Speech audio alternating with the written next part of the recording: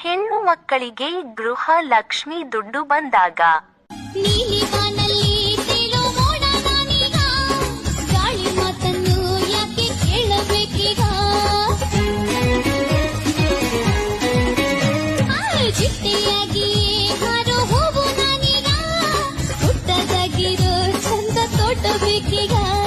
ರಂಗು ರಂಗಿನ ಗುಂಗು ಮೂಡಿರೆ ಅಂತರಂಗವು ರಂಗೇರಿ, ಲೋಕ ನನ್ನದೇ ರಂಗಭೂಮಿಯು ಕನಸು ನಿಂತಿ.